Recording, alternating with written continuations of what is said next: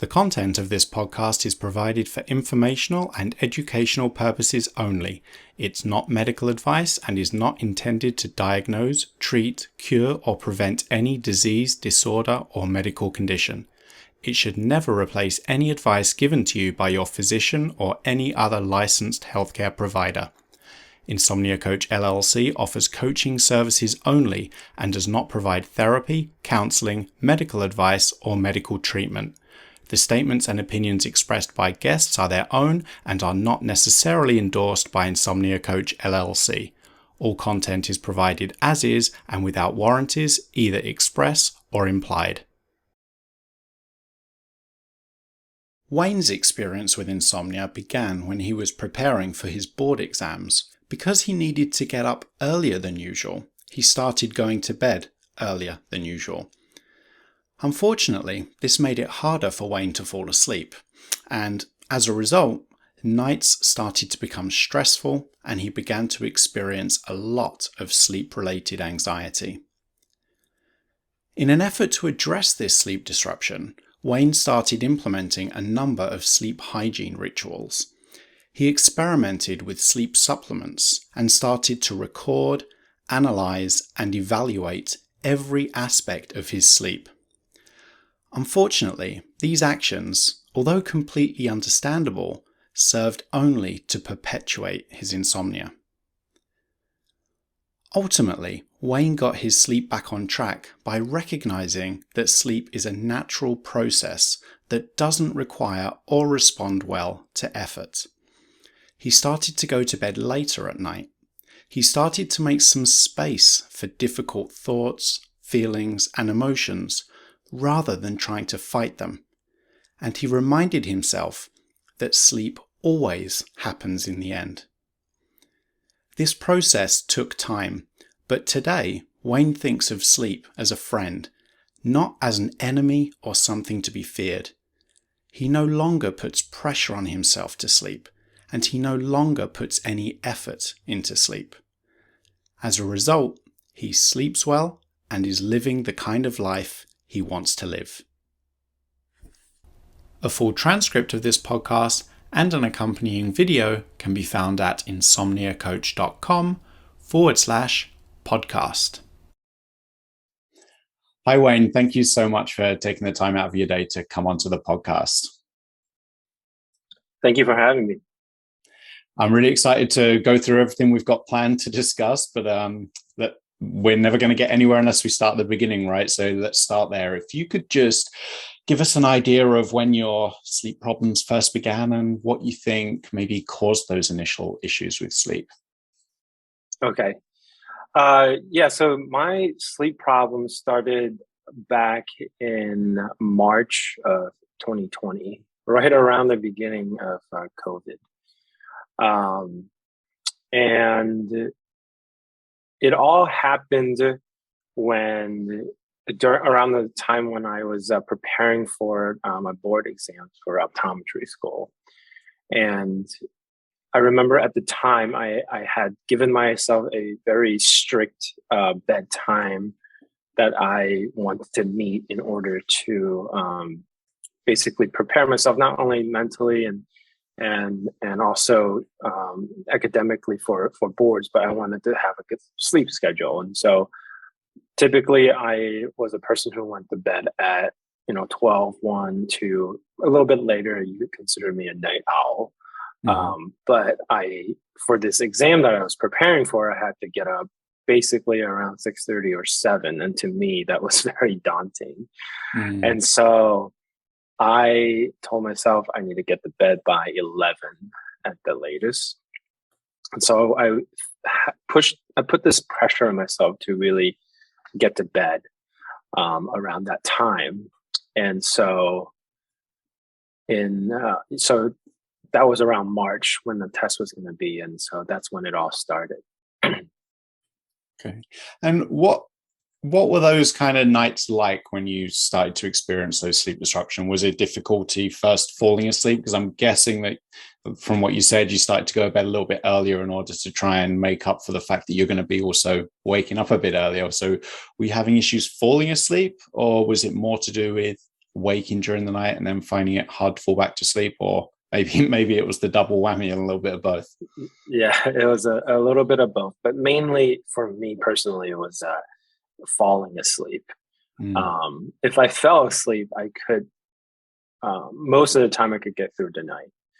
And those nights were very stress driven, and there was just a lot of anxiety that Mm. surrounded the nights. I can still specifically remember the night when it all started was about a week before the exam. I started taking sleep supplements to try to get to bed, and even took NyQuil to try to get to bed. Mm. And one night I remember just taking some NyQuil and not being able to fall asleep. And this panic kind of set in, thinking to myself, what if this was exam night? I would not be able to sleep, and I'm tired, I'm on meds, and I'm not falling asleep.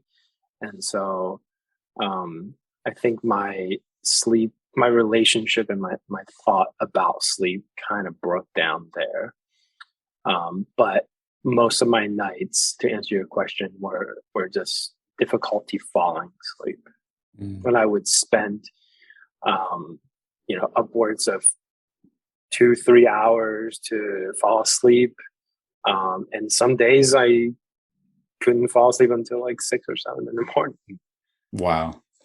Yeah. So, insomnia's, I think one of the big challenges with insomnia is not only does it affect us at night, but it really can affect us during the day too, right? It's like this thing that's like seems to be with us 24 hours a day. How are you finding it? If anything, were you finding that it was affecting your days as well? Like, what were your days like when you were going through this struggle with sleep? Yeah, I think in the beginning, before I went through all of my treatment, my thought about how my day was very much linked to how I slept that night. If Mm. I've only slept 2 or 3 hours, it just kind of, I just got this idea in my head that my day was going to be terrible, it was going to be tiring, and the days were just harder because I think I had put that impression on myself, and that's how it was. It was difficult the days I didn't get sleep, and you kind of spend your day kind of thinking about it, and it was quite consuming to go through Yeah. it.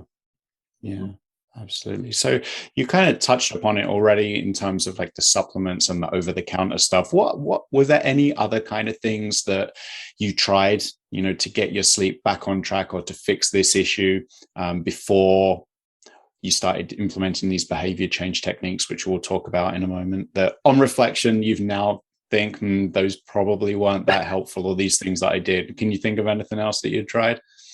Yeah, I basically I spent a lot of time researching the internet, and there were Mm. a lot of sleep hygiene things that were recommended. Um, One of the biggest ones was just kind of removing yourself from any screen time before bed. I even got a um, one of those lights that mimicked UV rays, that I would kind of just shine at myself during the day to kind of like, Mm. I guess, try to build my circadian rhythm. I But all along, I was always afraid of like getting into a habit of like depending on any substance in order to fall asleep. So Mm. I actually, for the most part, stayed away from the supplements after I've developed this like chronic insomnia. I Mm. admit in the beginning I was relying on it, but I think I grew fairly afraid of taking anything internally. I even saw a kind of like a sleep specialist, and they recommended me to have like a sleep study, and she prescribed, I believe it was tramadol for me for the nights that I can't sleep to fall asleep. And I remember, filling the prescription and not to this day, I've only ever had half of a pill and never Wow. touched that stuff. Yeah. I tried to stay away from it, but aside from that, I tried a lot of different things. Mm. Trying to meditate before bed, and um, I just felt like I was creating a lot of rituals um, around bed, and it became almost like a obsessive worship of it. And um, I think after going through the treatment with you, I've kind of you helped me discover that that although those things are good on their own, that my obsessiveness with it actually made it counterintuitive and didn't help me as it should. When another thing that I would do was I would have these quote unquote down times right before bed. And for a while, I thought they were working for me. So there were nights when I didn't get to have my ritualistic downtime.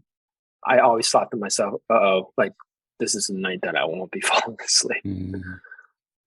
Yeah, that's, and I remember when we were working together, this was one of the things we discussed, how your insomnia followed this really predictable path, how we have this actual model for the development of insomnia, the 3P model, where the first P is predisposition. Some of us are just predisposed, not necessarily to chronic insomnia, but just to temporary sleep disruption from time to time. So in your case, for example, recognizing that you're a strong night owl and then knowing that you're going to have to change your routine, that can trigger some temporary sleep disruption, right?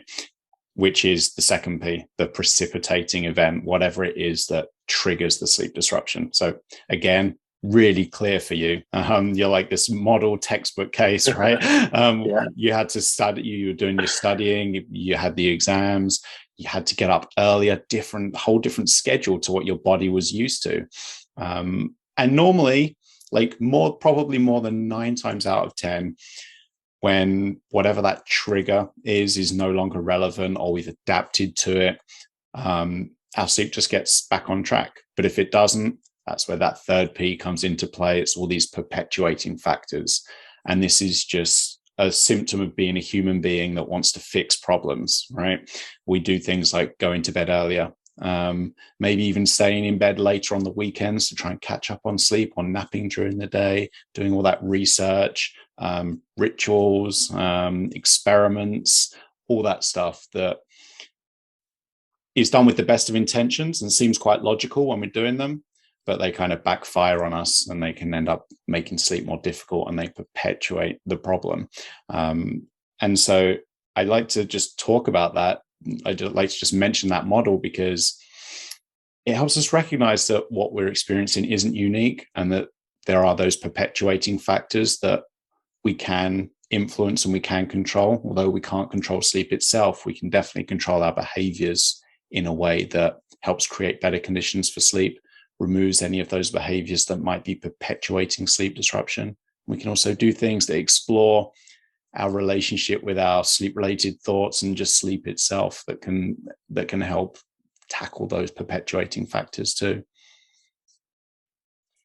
Yeah, it's funny you mentioned that, we people are typically problem solvers. So when you have a problem, try Yeah. to solve it. And I think that really speaks to my character. It's like, I'm always a person, like when I see a problem, there's got to be a solution. So like you got to Mm-hmm. go and figure out the solution. And I'm in medicine, so that is even ingrained in me and trained since I was a student to kind of look at it that way.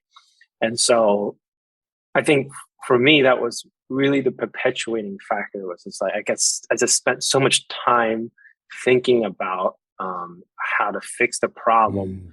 and when in fact the solution is to really forget about it. And even though that was told to me, it was such a hard thing for me to let go, Yeah. to actually let go of the problem and know and just trust that it's kind of a thing that um, you can't try to put effort into sleep. Yeah. um, And so, yeah, that really speaks to me. Um,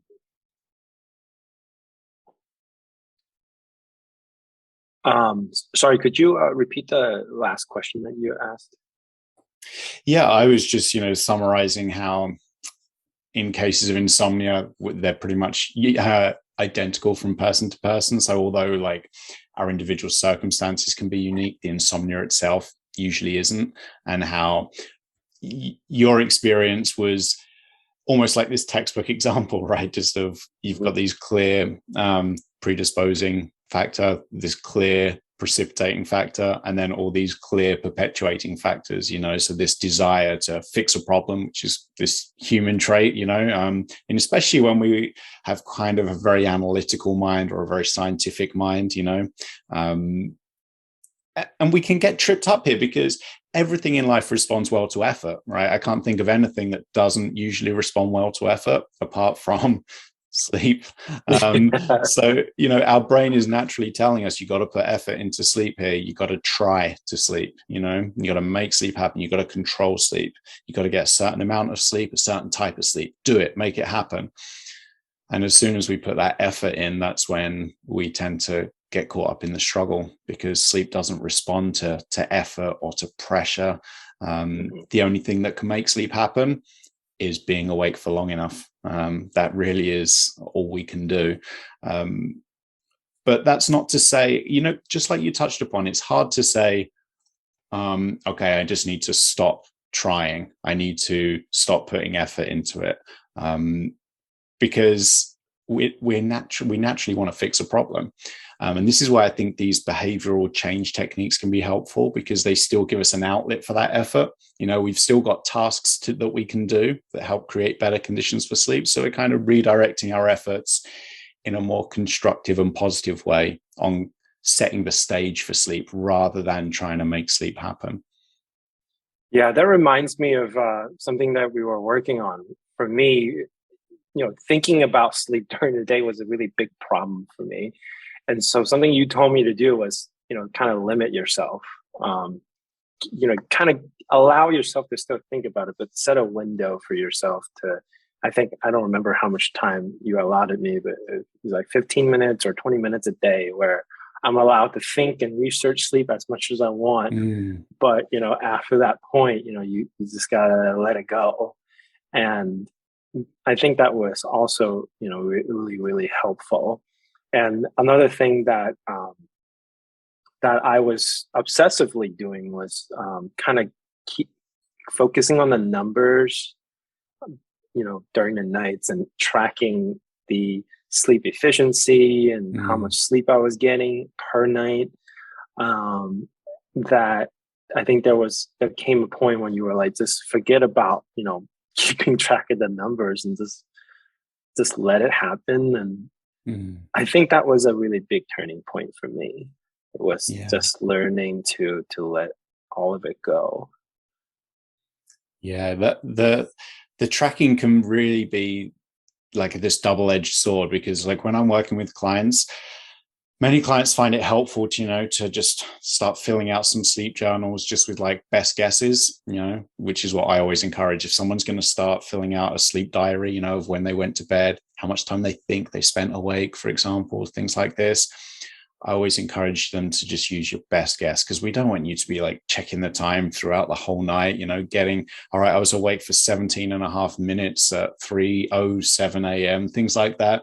Not helpful, right? Because we have to be alert to be able to record all those things. And if we're giving the brain all those tasks, we're not creating good conditions for sleep.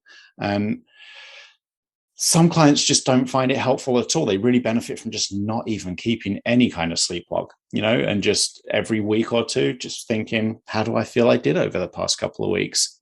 And that's just fine too, because sleep is so subjective anyway.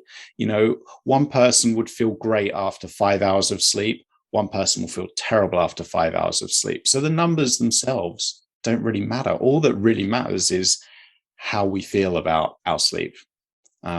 So we really don't have to be that analytical about tracking it. And it's one of those things, right, that can just draw more attention to sleep, especially if we get hooked into using all those activity tracking devices, with the apps and stuff. First thing we do in the morning is check all the data. And another reason why they sometimes can trip us up is there's not really anything we can do with that information anyway. If you learn that you've got X amount of a certain sleep stage, for example, well, there's nothing you can do to change your sleep architecture. If it tells you you've been awake for a certain amount of time during the night, there's not really anything you can do in response to actually cut that down. We can influence things, but we can't actually directly control any of that information. So really, it's just extra external noise that we have to deal with. Yeah, and I'm glad that you said that, that sleep is kind of subjective from person to person. And going back to what I said earlier, how in the beginning, when I would get 2 hours of sleep, I would just say to myself, oh, today is going to be a terrible day. I will say one benefit that I got from going through all of the chronic insomnia was I've learned to live life normally with just, few hours of sleep. And I, these days I don't really let myself get influenced by that. And for the most part, I get really good sleep, but there occasionally comes a day or two when not even that I can't fall asleep, but they're just, I'm busy with work or whatever the circumstances, and then I'm not getting as much sleep as I like. Those days really don't influence me the way they used to, because I realized that, I can function really well, even if it's just a few hours of sleep. And the people who learn to live, insomniacs are people who are really good at going through their day with minimal sleep. Yeah. And that is something that, it's how you kind of view your sleep, your relationship about sleep. And I think, this program really did teach me to kind of really view your sleep. And it's something that sometimes you can do it on your own, but I felt like I was one of those people who needed a guidance in kind of changing my mindset about how I viewed it. Yeah. So let's talk about that a little bit more, because I remember when we first started working together, it was over a year ago now. I think it was like a year and 3 months or something like that. When you first came to me, you said that you had been implementing CBT-I techniques, but you kind of felt like a little bit frustrated, or you weren't kind of getting the results you were hoping for. Can you tell me a little bit more about that? Like, what kind of techniques first and foremost were you implementing, and for how long, and what was it about the process that you felt unhappy or uncomfortable with? So I initially was doing the sleep journaling and just keeping really, really good records about how I slept, how much I slept, what time I went to bed, my sleep efficiency, and it was all color coded. And it was just something like a person who's problem solving would do. And limiting my sleep was kind of also part of it. And I have to say that it was helpful, and that there were days when I would get my 7-8 hours of sleep. And I think that became my issue. My biggest issue was that I ran into was not getting very consistent results. And I think I was the person to blame for that, because I would get good stretches of sleep, maybe 3 or 4 days, where I would fall asleep within 15-20 minutes. And then I would kind of relax on my restrictions a bit, thinking, you know what, I think I'm good. I think I've reached that point. And sometimes just getting out of that too early became my issue. And I think, and then not only that, but there was still a lot of, I guess, bad views that I had of sleep that still lingered in my mind about it. And I think ultimately, for all of for insomnia to finally go away, it really was changing your mindset about how you viewed sleep. And um, and I think, that was I needed you to help me with that. Mm. Okay. Yeah. So can you tell us a little bit more about that? Was how, because everyone listening to this is going to be like, I recognize that I probably do need to change my mindset about sleep and my relationship with sleep. But how do we do that? Do you have any tips for people listening to this? Like how were you able to do that? I think it's such a simple phrase that you said to me, but it really stuck to me. It was like, sleep is always going to win in the end. Mm. You're gonna fall asleep. It's harder to try to stay awake for an extended amount of time than it is um, to sleep. You're naturally gonna sleep. That's Yeah. something you can't fight. It will happen. It maybe not happen. It won't. Maybe it doesn't happen tonight, but it's sure gonna happen eventually. And I guess that confidence that you have that sleep will come, um, is what you really need, because a person who's not suffering from insomnia, they have a ton of confidence that sleep is going to come every night they lay down, maybe not instantly, but it's going to come. And I think what people going through insomnia, what they lose is that confidence that sleep is going to come. And like I said, it's such a simple phrase that you said, but the nights when I lay there, when my mind is racing and I'm wondering, am I going to sleep tonight? How's my day going to be if I don't sleep? That phrase pops up again, and I remind myself, sleep is going to come. You, Mm. you can try to fight it, but it will always win in the end. Yeah.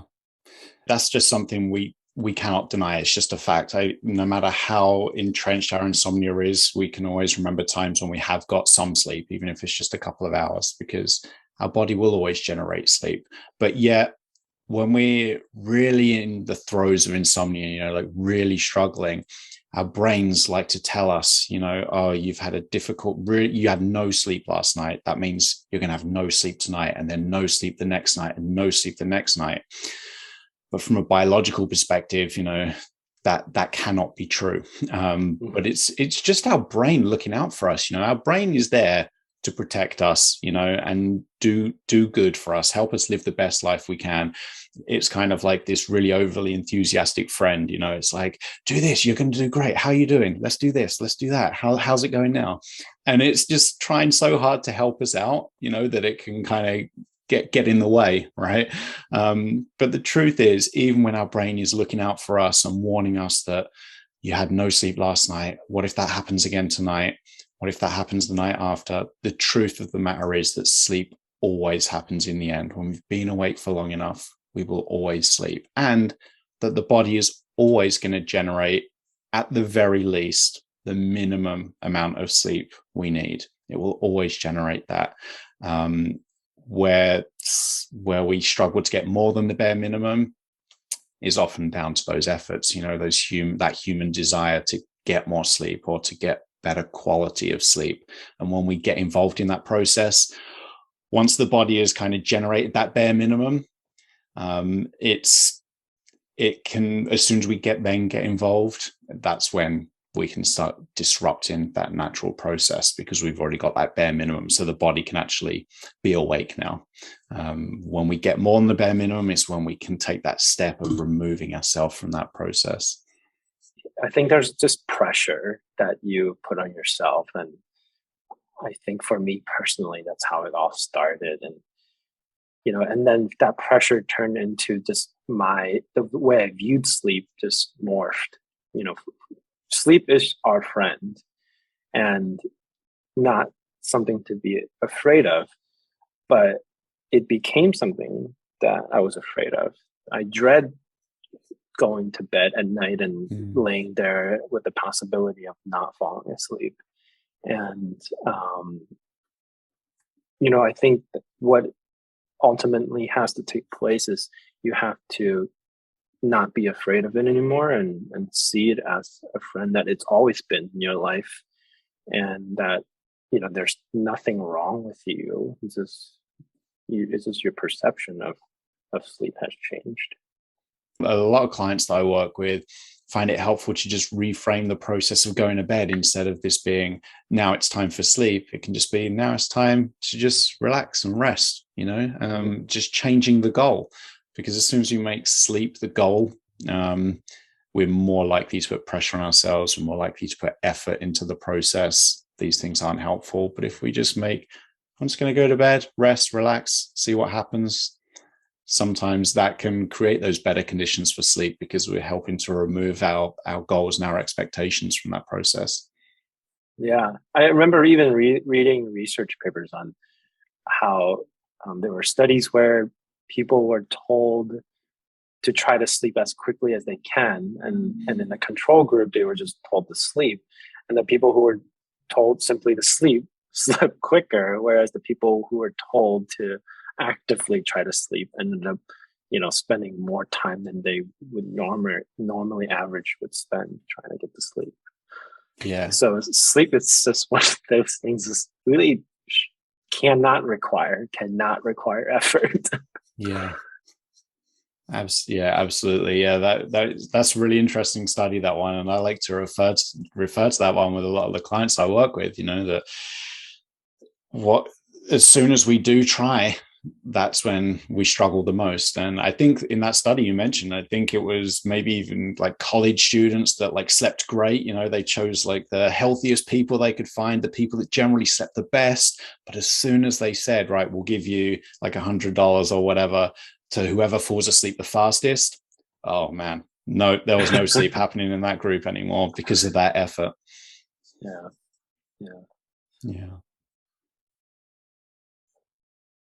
So we've talked a lot about the cognitive side, the mind side of things. That's definitely a big part of the puzzle. And we also touched upon a couple of those behavioral changes, like you started to a little bit less time for sleep.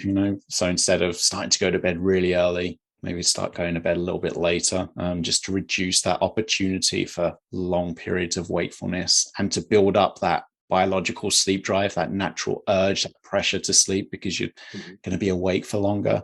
Were there any other techniques on the behavioral side that you found to be particularly helpful? Well, so the idea of going to bed later and spending less time in bed, that definitely does work. And I was kind of a skeptic at first, and it just seemed so counterintuitive. Yeah. But it really works. There wasn't, I don't remember there was much. I feel like now that so much time has passed since my initial struggle with it, it seems like such a distant past. But I don't really recall, aside from just kind of having all these different rituals, which really wasn't helpful for me. Um, I sometimes I like to drink tea at night, and so I cut that out of my my life after I think 5. That was something I did. But now that everything's gone back to normal, I realized that like it doesn't really matter how much tea I drink. I can still go to bed because that's normal for me. I can sleep just fine, and that is more of a hygiene than anything. Exactly. I think everyone listening to this is going to identify with those, rituals that we try, especially with this sleep hygiene stuff, which isn't usually helpful once we're at that stage where we've got the chronic insomnia, because we're in the stage where it's all those perpetuating factors that are at play. And often those perpetuating factors include all the rituals. I'm going to try and meditate my way to sleep. I'm going to try this supplement. I'm going to try this tea, or I'm going to take stuff away. I'm going to stop drinking coffee in the morning. I'm going to stop eating a certain food that I really enjoy, just in case that could be influencing things. So just being able to abandon all those rituals, even if it doesn't seem to have a direct change or influence on your sleep first and foremost, like in the short term. I have clients that tell me, wow, it just felt so liberating just to be able to remove all of that stuff, and just make the approach of bedtime less kind of this list of chores that I have to do, that I have to implement. I've kind of got that time back now. Mm-hmm. Yeah, absolutely. And it's like you said, it's liberating, and it also kind of frees you in a way that, like, you're not really dependent on it, and you really aren't. You don't need to do all of those things in order to fall asleep. And when I was going through it, like I kind of briefly mentioned earlier, if I didn't get this ritual done, at the back of my mind, it just crept up. It was like this question of, is did I screw it up tonight? And Yeah. it's liberating to not have to think about those things and put all these restrictions on yourself. I think certainly there's a place for them. You shouldn't drink, a giant cup of coffee before you go to bed. Right. It's certainly not going to be fuel for you to sleep. But it is a very much of a behavioral, psychological battle that happens, really.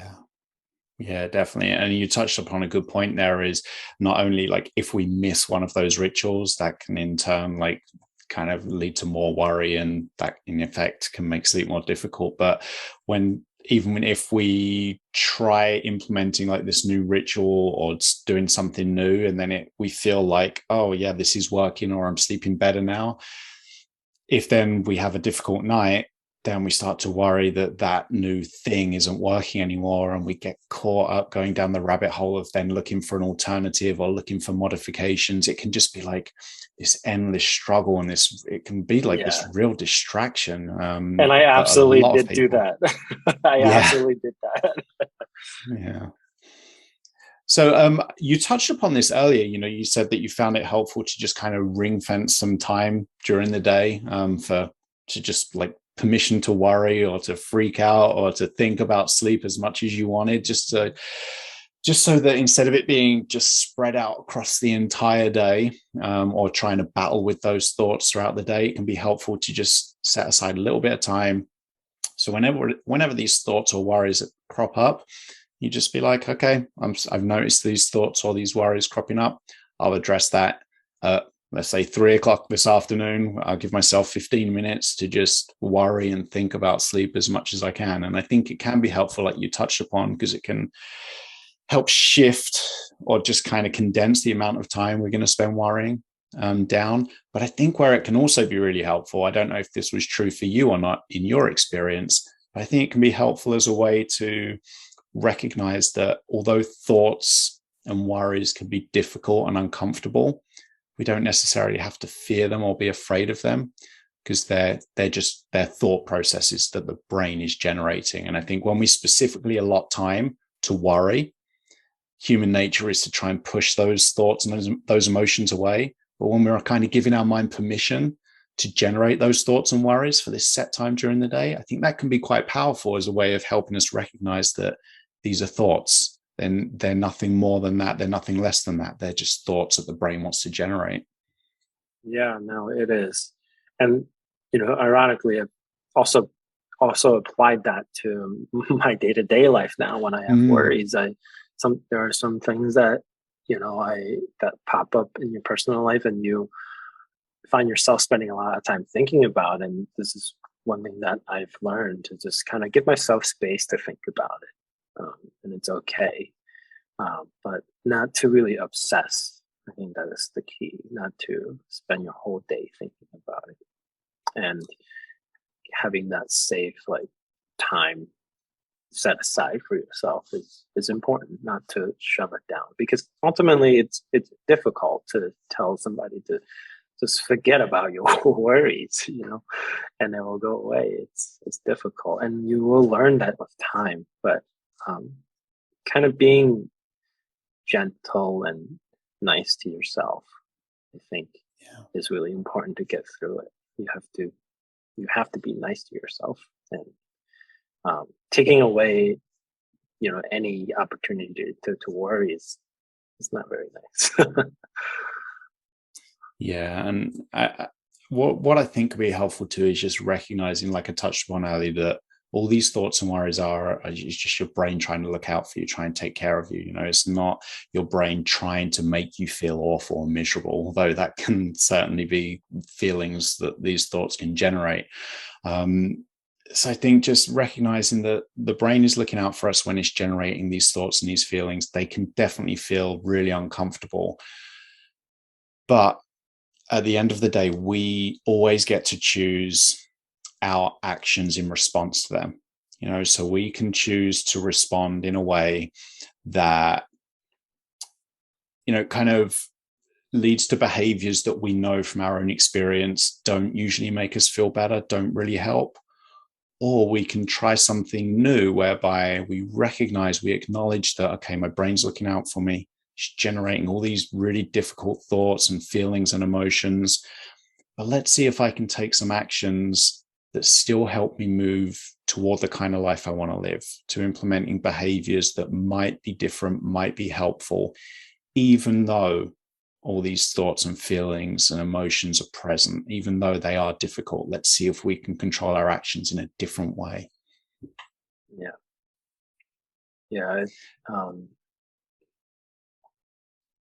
It is, difficult. It was difficult, living with insomnia. It felt like you were held down by a weight, and changing Yeah. your perspective on life, really. And it's such a relief to be able to put down that weight. Yeah, definitely. See, one thing that I know that you were keen to talk about, and I'd love to hear a little bit from you about it as well, was like really what our conversation here has been about is how insomnia follows this common path, right? It's pretty typical from person to person. So the way we look to address those perpetuating factors is usually pretty similar from person to person. You know, we look to change our behaviors in a way that create better conditions for sleep. And we help to explore our relationship with all those thoughts and feelings and emotions that our brain is generating in an attempt to look out for us. So insomnia is pretty much identical from person to person. And so the way we tackle it is usually pretty much identical from person to person. So I believe that you used your experience dealing with chronic insomnia and changing behaviors and your relationship with thoughts to actually help someone else who was going through something similar. Is that right? Can you tell us a little bit more about that? Yeah, yeah. It was.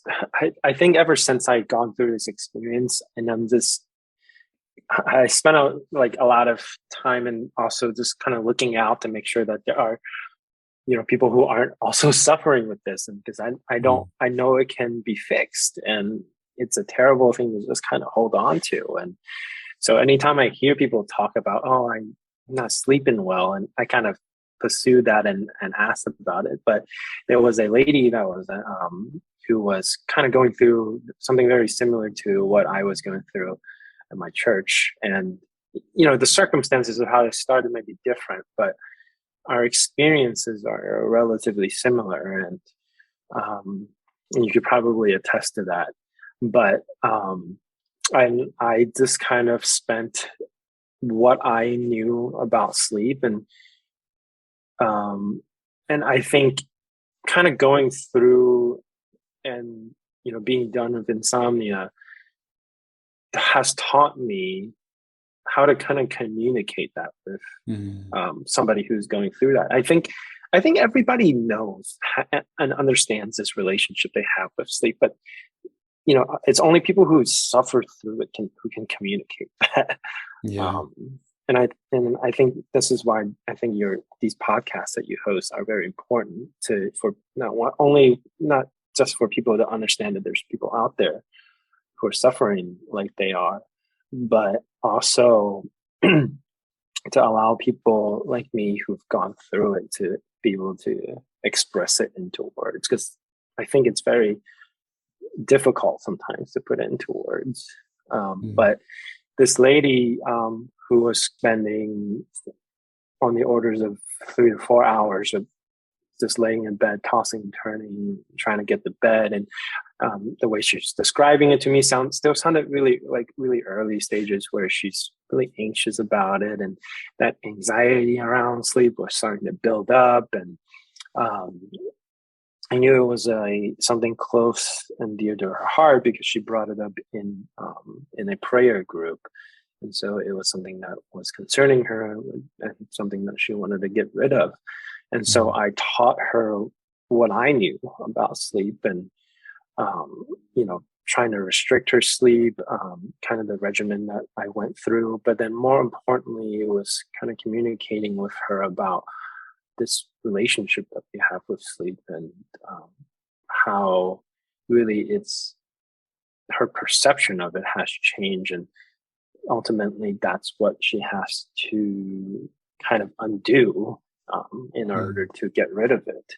And I'm happy to say, she's gone through it and she's done with it, and now she's sleeping as she normally does, and 7 to 8 hours of sleep. Wow. So I think for people who are going through it, I want to say to them, you can get through this. And not only that, this is something you'll carry with you for the rest of your life. And there are days that I still worry about it, but then all of that relationship that and thoughts about sleep that I learned through it helps me get through those nights. And it'll not only help you, but also you can use that to help others get through, these difficult times. The reason why I love all these techniques is because they're skills based, really. We're learning new skills, and once we learn new skills, they're with us forever. And so we can always just bring them back out anytime we find ourselves struggling again in the future. But I think you're the first person I've had on who's told me that not only do you feel good because you've got all those techniques in your back pocket, but you've also been using them to help other people as well. So I think that's really powerful. That's really really interesting and exciting to hear. Yeah. So I work with patients, and sometimes they'll talk about their sleep. And if I think that it's something chronic, I always kind of mention, cognitive behavioral therapy as a potential thing that they could look up and pursue, because I really do believe in it.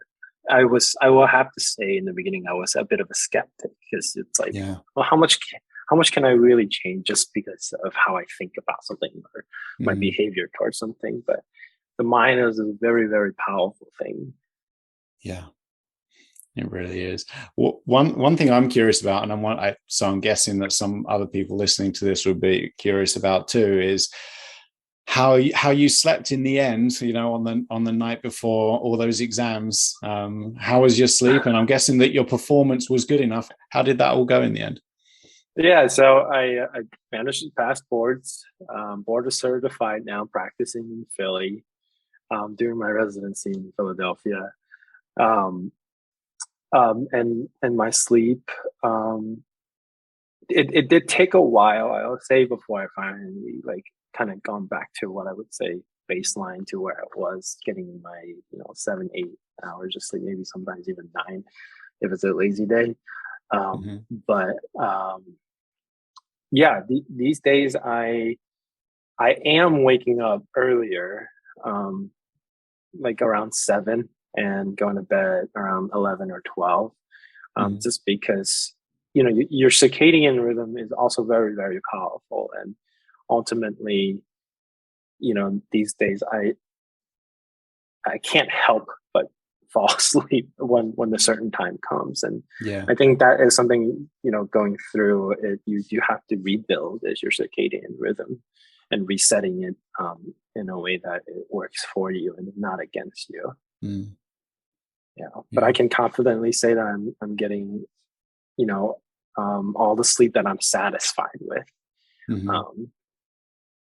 don't need, and I think for maybe about 6 months, I was getting 6.5, 6, occasionally 7. But, I learned to be satisfied with whatever came. And I think that's very important. And then ultimately, when that happens, it all kind of sheds, and you get to just go back to being normal Yeah. once you're satisfied with what you got. Yeah.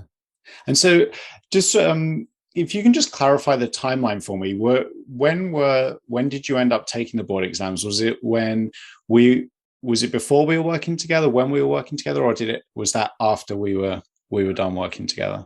I'm just trying to We remember. Yeah, I started working with you, and then maybe about a month or two, then I took boards. It was a very strange time. My board certification was actually due March of 2020. Mm-hmm. COVID happened, so all of that got Mm-hmm. delayed. So I had that like 4 month period where I really didn't have anything that I had to do because everything was closed. Mm-hmm. And that probably didn't help my insomnia because it just allowed me to do nothing but think about it, think Yeah. about my insomnia. Um, but yeah, during that time, I was getting 3 or 4 hours of sleep, and some nights not even any sleep. Yeah. But yeah, I think by the time I was ready to take boards, I was pretty much at that point where I was comfortable getting 6 hours of sleep. Yeah. And Yeah. so specifically, if you remember, how did you sleep like the night before it was Oh, exam time? Did you have the best it, night's sleep you've ever had? Was it like a miracle, or was there a little oh bit of struggle there? no, it wasn't. It's not a perfect story. Life events can still affect you, and I think you Absolutely. have to tell yourself that it's okay that you get Yeah. a bad night of sleep if you're going through something really important and stressful, and Yeah. and that's okay, and it's Mm-hmm. absolutely okay for yourself to go through that. And that happened when boards came, and I did struggle a little bit, but I used what I knew about sleep and calm myself down and just reminded myself of all of those sayings about sleep. And ultimately I was able to fall asleep. uh, I think I fell asleep around 1:30 or 2, and so I was happy. And I had no issue with that. And because I knew I can function with even like 3 or 4 hours of sleep, because I've done that before. I function Mm-hmm. fine with 4 or 5 hours of sleep. And I learned that only because I went through it. Mm-hmm. I think if I had taken, the same boards without, going through all of that, I probably would have still struggled to sleep at night. And my mindset with 4 hours of sleep probably would have been very different than Mm-hmm. after, going through insomnia and going through the whole program. Yeah. Yeah, I think there's like two really big important points. Well, maybe even more. I think that you've made there, first and foremost, being that we're always going to have difficult nights from time to time. If you're looking for the best night's sleep you've ever had every single night of your life, that's something you're never going to achieve, right? We're human beings. When there's good stuff about to happen or when there's difficult stuff about to happen, it's normal for us to experience sleep disruption. Second of all, we can still do things even after difficult nights, even after no sleep whatsoever. We can still actually function. It can feel like we can't function, we've lost all ability to function, but if you're still able to breathe and see and hear, then you are functioning even at a most basic level. And it's definitely not to kind of downplay the effects, because they can be really difficult and it can feel as though I just have a complete inability to function, but we can still function at some level. And we can, like you said, if we can give ourselves the opportunity to experience it, how capable we might be able to be, by giving things a try, we might surprise ourselves. And I was surprised that you said you got much sleep at all the night before the board exams, because I know if it was me in that situation, I probably wouldn't have got 1 minute of sleep. But my interpretation of that is different, because I'm not in the throes of the insomnia struggle. I would be like, yeah, it sucked, I didn't get any sleep, but I'd still go to the exam. I'd still feel reasonably confident that I could perform, maybe not 100% of my ability, but probably pretty high up there. and still do well. And I've had clients that have gone through really long periods of awful sleep and done amazing things, like really intense job interviews and still passed them, done really intense like boot camps, CrossFit, physical competitions, and placed really highly. It's kind of incredible how capable we can be even after really difficult nights. So I think it's helpful to recognize that we're always going to have difficult nights from time to time. And second of all, that we can still be quite remarkably capable even after difficult nights too. Yeah. All right, Wayne. Well, I really appreciate the time that you've given up out of your day to talk to us. I feel like you've kind of already touched upon this, but this is a question that I ask every guest, and so I want to ask you too. And it's this: if someone with chronic insomnia is listening and feels as though they've tried everything, that they're beyond help, and that they just can't do anything to improve their sleep, what would you tell them? I would say that there isn't anything wrong with you, that um, everybody is capable of sleep, and everybody is capable of getting good sleep. With that said, I think it's important to kind of, rule out any health issues that you may have, underlying, causes that could cause you to experience insomnia. But, Mhm. If all things said and, all of those things are ruled out and you're just struggling with it, there is a light at the end of the tunnel. It does require you to, um, I don't want to use the word effort because it's not, effort may causes sleep to be harder, but it does require you to kind of change your mind about things and how you view sleep. But, um, you know, when I was going through it, it really helped me to hear people finally being cured of insomnia.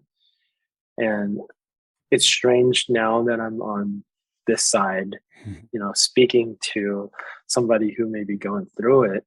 But, I made it. I went through it, and, you can too. You really can. And you don't have to live with it. You can put it down. You can put down this boulder that you're carrying. Um, it won't be instantaneous. It will take time for it to happen. So be gentle with yourself, be kind to yourself, and just remember that sleep is not an enemy, it's your friend. And you just have to learn to be reacquainted with sleep because you've always known it all your life, even as a child. Um, you've been friends with sleep, and just treat your time going through it as being reacquainted with this person that you've just have a warped view of. Whatever caused the warpage to happen, that can be undone.